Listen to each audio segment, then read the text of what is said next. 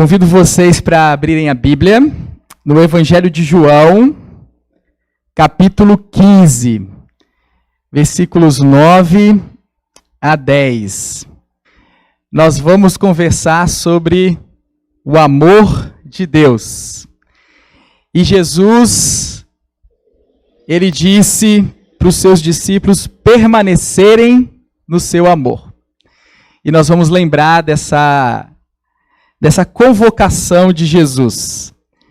Mas essa convocação de Jesus, ela é antecedida por uma dádiva, que é o seu amor, o seu próprio amor. Nós vamos ver que o amor de Deus não é uma conquista nossa, mas é uma dádiva de Deus a cada um de nós. Vamos ver na palavra do Senhor? João, capítulo 15, versos 9 e 10. Como o Pai me amou, também eu vos amei. Permanecei no meu amor. Se guardardes os meus mandamentos, permanecereis no meu amor. Assim como também eu tenho guardado os mandamentos do meu Pai, e no seu amor permaneço. Irmãos, no primeiro culto do ano, em janeiro, eu preguei o capítulo 14, versículo 27, que Jesus nos deu uma outra dádiva, a sua paz. E ele nos deu esse dom. E agora Jesus fala para os seus discípulos que ele nos dá outra coisa, o seu amor, a sua paz e o seu amor. Se a paz de Cristo, que nós conversamos no início do ano, é o fundamento da vida do discípulo de Jesus Cristo, o fundamento porque a paz significa reconciliação com Deus. Temos paz com Deus. Nós podemos dizer que o amor é a essência da vida cristã. Não existe a mínima possibilidade de vivermos a vida cristã distante desse amor. É uma impossibilidade total. A vida cristã se manifesta por meio desse amor. Não o amor genérico, mas o amor de Deus. E eu tenho certeza que vocês experimentam isso na vida diária, na vida cotidiana, todos nós, dos menores aos maiores, aos mais velhos. No louvor, agora, a minha filha de 5 anos estava me agarrando. Ela precisa de amor.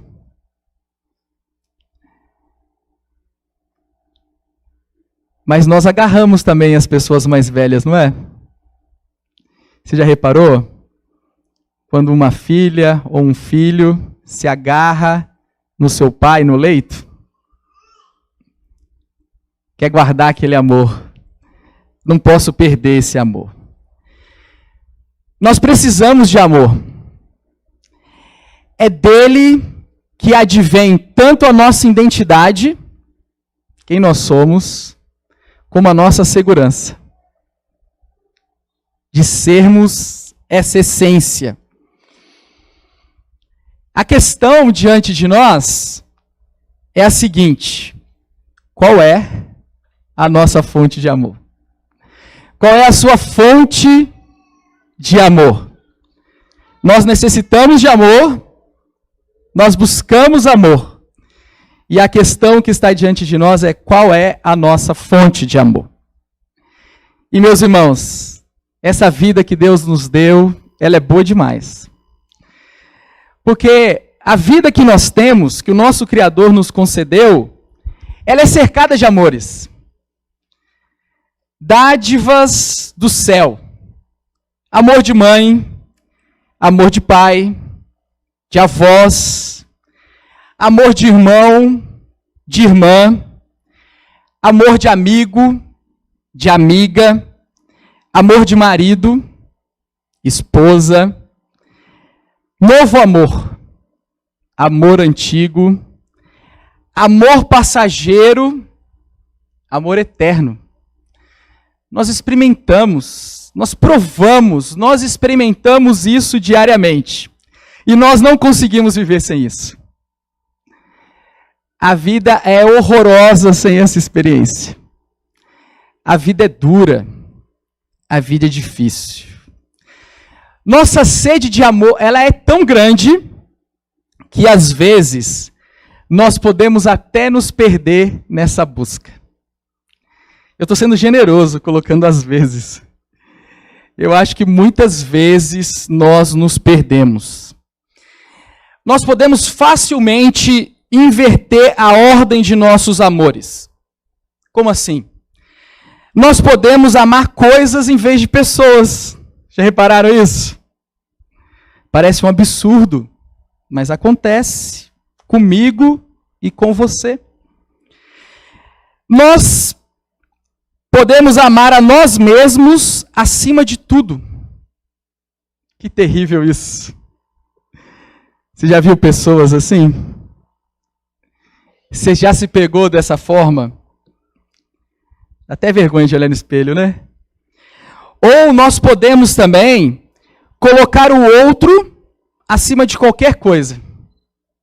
E viver e se sujeitar a qualquer coisa, porque você não consegue mais imaginar a vida sem o outro. E aí a gente vê diversas distorções, absurdos. Podemos buscar amor em lugares enganosos, confusos e impuros. O adultério que procura amor no jardim do vizinho. O amor ao dinheiro que consome a alma. A ilusão de que uma boa reputação, enfim, me fará alguém digno de respeito e afeto. O amor na devassidão. O amor que nunca chega, sufocado pelo ciúme e o desejo de controle. O amor que fere, que machuca o outro. Final do ano passado, eu conheci uma mulher no hospital, uma jovem, que ficou sobre cativeiro, sofrendo violência por causa de amor. Quer dizer, quem machucava ela achava que isso era amor. Ela teve seus ossos quebrados, seu maxilar removido de lugar por causa da violência, cortes profundos pelo corpo, traumatismo, em nome do amor. O amor que fere. Aquilo que parece amor, mas não é amor. Chamamos de amor, mas não tem nada de amor. Todos os amores possíveis nessa vida, distantes do amor de Cristo, eles serão insatisfatórios e em breve eles se dissiparão. Eles desaparecerão. Eles vão evaporar como o orvalho da manhã. Se você acordar um pouquinho tarde, você não enxerga ele. Nós fomos criados para amar. Mas só amaremos corretamente quando desfrutarmos do amor do nosso Criador. É por isso que Jesus diz isso para os seus discípulos. Irmãos, esse ambiente, essa cena é muito especial, é muito preciosa. Jesus não está falando isso ao léu. Ele está num recinto fechado, íntimo, com os seus amigos. Ele caminhou com esses amigos por mais de 3 anos. É chegada a Páscoa. Ele percebe que o tempo dele chegou. O tempo de cumprir aquilo pelo qual ele veio, ele se encarnou. Entregar a sua vida pelos seus amigos. São essas palavras que Jesus usa do capítulo 13 de João até o capítulo 17. Eles fazem uma refeição, a refeição da Páscoa. E depois Jesus começa a conversar com os seus discípulos e prepará-los para a partida dele. Eles não têm ideia do que está acontecendo. Quando Jesus fala em partida, em estar com o Pai, em deixá-los, em ir para um lugar onde eles não podem ir e segui-lo, nenhum deles entendem. Pedro diz assim: eu jamais te abandonarei. E Jesus olha para Pedro, sabendo tudo o que vai acontecer, e fala assim: Pedro, você vai me negar. E Jesus começa a falar sobre essa realidade para os seus discípulos. E isso é muito importante que Jesus está falando para eles. Ele vai embora. Mas eles precisam gravar, não podem esquecer, que ele amou os seus discípulos como o Pai ama ele. Irmãos, olha a referência desse amor. Se a gente for tentar quantificar ou qualificar esse amor, a origem desse amor está no relacionamento entre o pai e o filho. Um relacionamento eterno. E nós somos colocados, inseridos nessa dinâmica. Nessa família santa. Se existe uma comparação do amor de Cristo por nós, é do amor entre o pai e o filho. É nesse nível, é nessa intensidade, é nessa qualidade que Deus nos ama. Que o filho nos ama. E eles não devem duvidar disso. Eu amei vocês. Eu amei vocês. Não tenho dúvida disso. Mas Jesus está deixando isso bem claro, porque eles vão ter dúvida. E nós temos dúvidas. Existe algo que está subentendido aqui no texto, que Jesus ensina. Meus irmãos, o pecado é a desobediência. E a gente pode dizer de uma outra forma que pecado é não permanecer em Deus. Pecado é não permanecer no amor de Deus. Pecado é conjecturar e agir convicto de que existe um amor maior do que aquele que Deus te dá. Ou você dizer como o filho pródigo: esse amor que Deus me dá é insuficiente. Eu preciso experimentar outras coisas. Eu quero mais. Isso é pouco para mim. Mas percebam a loucura que nós nos colocamos. Porque nós fomos criados à imagem de Deus. Mas longe dele, nós nos perdemos. Porque nós fomos criados para ele. Longe dele, nós distorcemos o seu amor, nós distorcemos sua criação, os relacionamentos, em busca de um amor em vão. E às vezes demora tanto para a gente perceber. O filho pródigo precisou chegar naquela situação lamentável. Mas o que Jesus está falando para os discípulos é: assim como Deus nos amou a enviar o seu Filho, Cristo nos amou até o fim, humilhando-se. O versículo 13 diz isso, nós não lemos, mas ele diz isso. Jesus nos amou até o fim, dando a sua vida pelos seus amigos. Agora, imagina que impressionante isso. O Luan nos lembrou que a gente pensa na humilhação de Cristo como apenas a cruz. Ele preso como um criminoso, do lado de criminosos. Ele sendo crucificado injustamente, sem ter cometido nenhum pecado, nenhum erro, nenhum mal feito. Praticamente sem roupa ali. Sendo açoitado publicamente, desfalecendo daquela forma brutal e cruel. Mas, meus irmãos, a humilhação de Cristo começa nele se tornar humano, como nós. Vocês conseguem imaginar? O eterno se vestindo de carne, de corpo,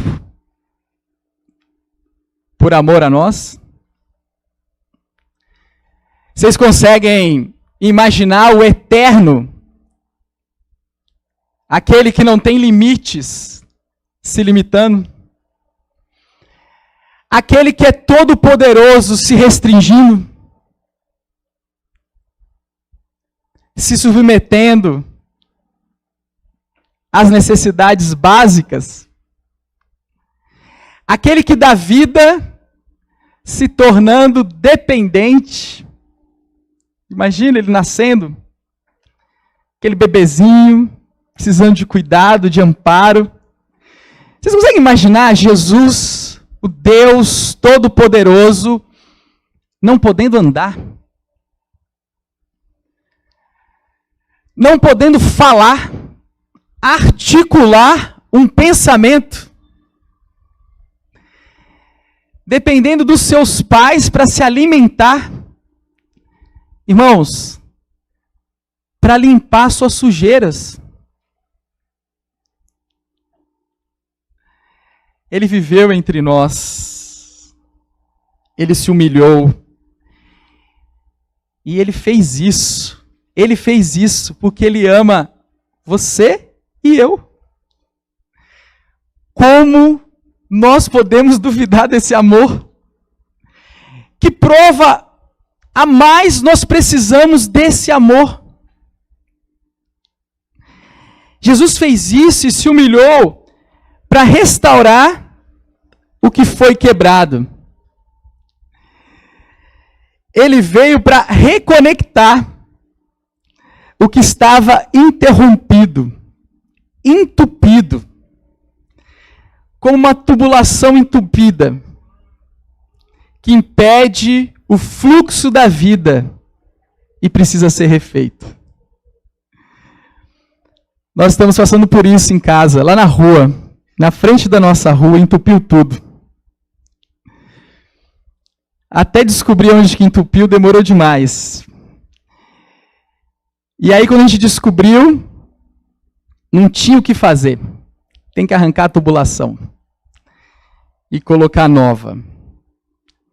E é uma bagunça. É isso que Jesus está fazendo. Aquela tubulação toda entupida pelo pecado, pelo esgoto, por tudo que nós produzimos de resíduo do pecado, precisou ser desentupido, refeito, restaurado, para que o fluxo da vida pudesse correr por ela, para mim e para você. Eu vos amei, é o que o nosso Senhor Jesus Cristo diz para mim e para você hoje à noite. Você é amado de Deus. Você é amado de Deus. Lembra disso. Mas Jesus diz algo a mais. Talvez você já saiba disso. Talvez você não tenha. Talvez você já tenha tido essa experiência de provar e mergulhar nesse amor de Deus. Mas Jesus diz outra coisa que é muito impressionante. Ele diz assim no final do versículo 9: permanecei no meu amor. Isso quer dizer que por mais que a gente experimente o amor de Deus, existe uma possibilidade de a gente não permanecer nesse amor. Às vezes a gente lembra de alguns personagens bíblicos, mas em vez de lembrar de um personagem bíblico, eu lembrei de uma igreja. Uma igreja famosa, a igreja de Éfeso. Vocês lembram dela? Tem uma carta maravilhosa, escrita pelo apóstolo Paulo para essa igreja. O apóstolo João pastoreou essa igreja também. Mas quando João tem a visão na ilha de Pátimos, e ele vai transmitir as palavras de Jesus, do Cristo ressurreto, às 7 igrejas da Ásia Menor, ele diz assim para a igreja de Éfeso: vocês permanecem firmes na doutrina, e eu elogio vocês por isso. Vocês aguentam a perseguição por causa do meu nome, eu elogio vocês por causa disso. Mas sabe o que eu tenho contra vocês? Vocês abandonaram o primeiro amor. Existe uma possibilidade de nós não permanecermos no amor de Deus. E é isso que Jesus está falando para os seus discípulos. Permaneçam nele. Irmãos, e olha que impressionante isso. Se obediência é a condição para nós permanecermos e continuarmos no amor de Jesus, não é menos importante lembrar que o nosso amor por Jesus é a fonte da nossa obediência a Ele. Assim como a nossa obediência é a demonstração dessa realidade que nós amamos a Deus. Porque o amor que nós estamos falando aqui, vocês percebem que em nenhum momento é um mero sentimentalismo. O amor de Deus é ação. É comunhão. É presença. Não é um conceito abstrato, distante, subjetivo. O amor de Jesus é palpável. É uma pessoa.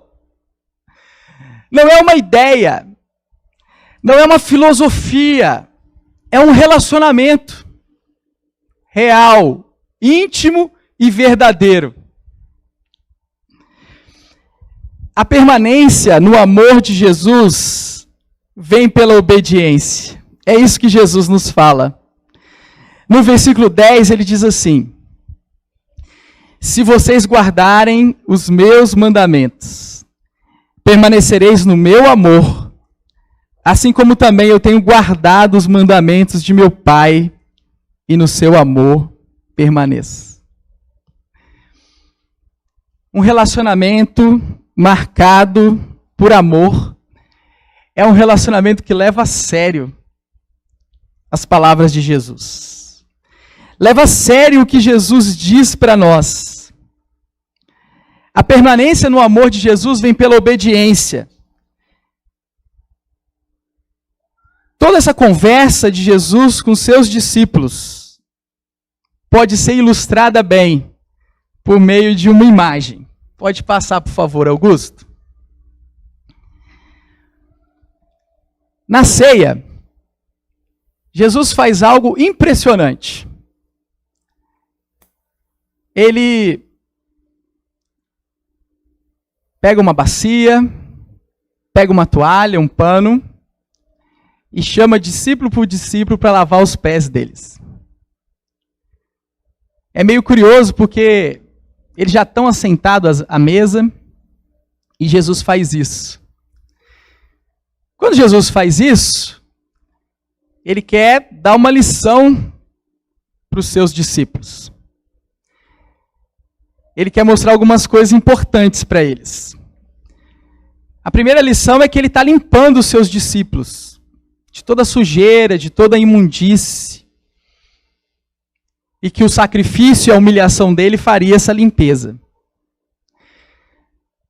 Mas uma lição muito importante, que é clara em toda essa conversa e nesse ambiente íntimo, é que Jesus está falando para eles: vocês são meus amigos, eu sirvo vocês, e eu quero que vocês sirvam uns aos outros. Quando vocês fizerem isso, vocês vão permanecer no meu amor. E as pessoas ao redor não vão ter dúvida que vocês são os meus discípulos. Porque o meu amor está em vocês. Meu amor está em vocês. Olha que impressionante. Pode passar, por favor, Augusto. Logo depois do lavar pés, Jesus diz assim: novo mandamento vos dou, que vos ameis uns aos outros, assim como eu vos amei. Que também vos ameis uns aos outros. Nisto conhecerão todos que sois meus discípulos, se tiverdes amor uns aos outros. Vocês estão vendo que nós não estamos falando sobre algo subjetivo, mas algo muito objetivo. Recentemente um pai falou comigo, já tem os filhos mais velhos, que ele estava chateado com um dos filhos, parou de ir na igreja,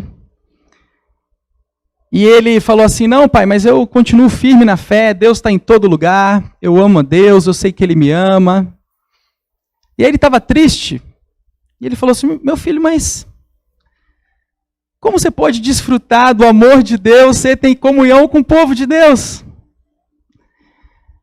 Sem se envolver, sem servir, sem ser servido. Como que você pode participar dessa dinâmica?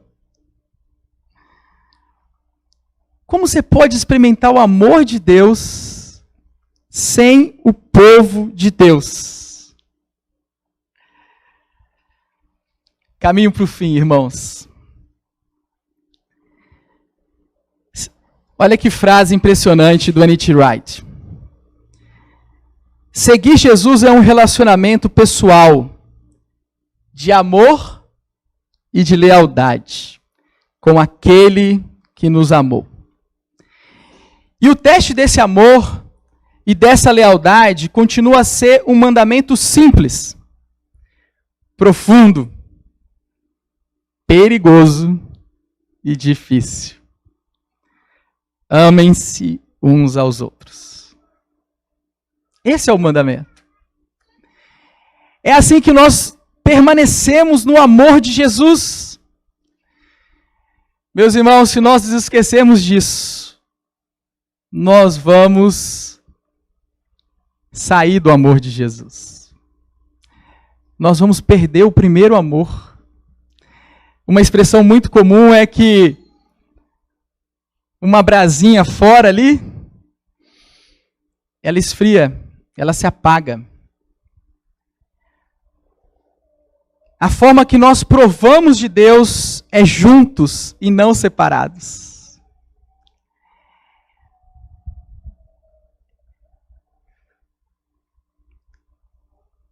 E vocês já repararam?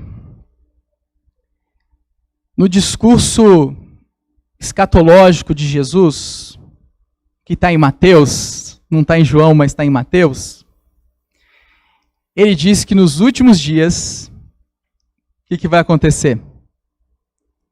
O amor vai se esfriar.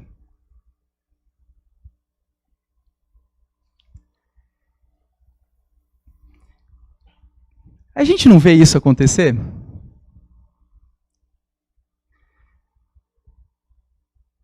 Antes, nós ficávamos mais juntos. Eu lembro quando eu era estudante, a gente não tinha televisão, poucas repúblicas tinham. Se você quisesse ver um jogo, um filme, tinha que todo mundo ir para aquela república. Uma ou outra tinha um aparelho de vídeo com videocassete. Vocês lembram disso? Os jovens nem sabem o que é isso. E aí você tinha que alugar um filme com a turma, todo mundo tinha que chegar num acordo, num consenso. Era uma TV pequena e ficava uma sala lotada de pessoas naquele ambiente para assistir aquele filme. E a gente saía de lá super feliz. Como que a gente faz hoje? Dentro de uma família. Cada vez mais nós ficamos mais separados. Cada vez mais nós ficamos mais divididos. Cada vez mais nós estamos mais cansados do outro. Cada vez nós temos menos tempo para gastarmos juntos. Cada vez nós temos menos tempo para servir. Cada vez nós temos menos dinheiro para repartir. Cada vez nós temos menos tempo para repartir a mesa e a refeição com alguém. Não parece que essa profecia de Jesus está se cumprindo nos nossos dias? Que o amor está se esfriando? Como nós demonstramos esse amor na prática? Obviamente que primeiro nós precisamos provar no relacionamento com Deus. Mas ele precisa fazer parte da nossa realidade, da nossa experiência comunitária. E eu queria compartilhar apenas um exemplo.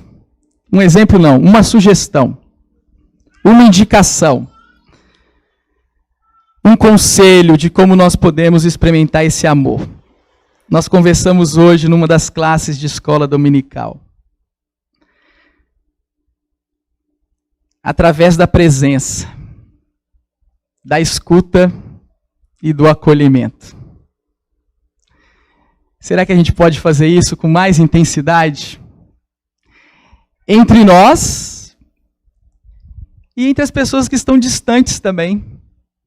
Todos estão carentes disso. Presença física. Pessoas que olham nos olhos uns dos outros. Nós nem sabemos mais fazer isso. A gente fala agora, olhando na tela, né? Olhando nos olhos uns dos outros. Estando presente ali do lado. Às vezes a gente não sabe nem o que falar, a gente só fica do lado ali, junto. Fazer uma atividade junto. Uma família que está morando em Belo Horizonte começou a frequentar uma igreja e eu achei super legal isso. Eles têm pequenos grupos, e aí o modelo de pequenos grupos eu achei super joia. Eles juntam o pessoal para o bairro, e aí eu perguntei como que é a dinâmica. Num dia na semana, a gente tem um estudo bíblico. No segundo dia, na segunda semana, é um momento de oração. Compartilhar e orar um pelo outro. Na terceira semana é fazer alguma coisa junto. Seja o que for, passar tempo junto. Olha que ideia fantástica. A gente não sabe mais fazer isso. Você sabe passar tempo com alguém?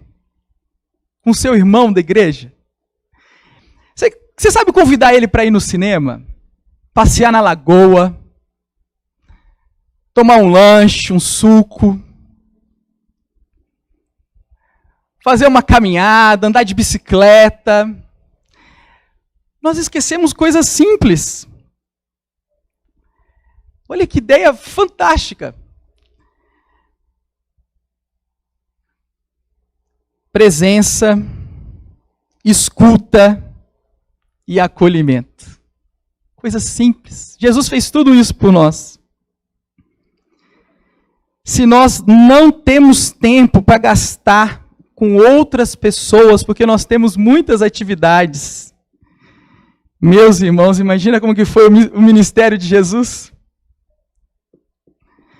Se nós não temos tempo para escutar os outros e não nos encantamos com as histórias das outras pessoas, se a gente não se sente honrado em ouvir uma história, às vezes tem o privilégio de ser a única pessoa que vai ouvir uma história íntima, pessoal do outro. Olha que privilégio, que honra. E acolher a pessoa.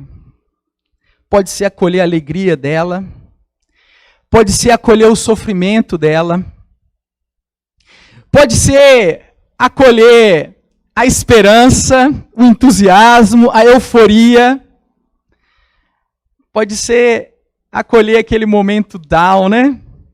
Difícil. Pode ser acolher planos e assim por diante. Podemos fazer de tantas formas diferentes. Meus irmãos, vamos nos lembrar dessa verdade. O Senhor nos deu o seu amor. E na vida cristã, é diferente da filosofia. Hoje tem vários filósofos famosos, né? A gente ouve videozinhos curtos. Os gregos estavam buscando e desenvolvendo fórmulas de como eles podiam ter paz, amor e alegria. Nesse discurso, Jesus derrama paz, amor e alegria sobre os seus discípulos. E fala assim: permaneçam no meu amor. É seu, é grátis. Te dou meu espírito para você fazer isso. Mas isso é conversa para outro dia.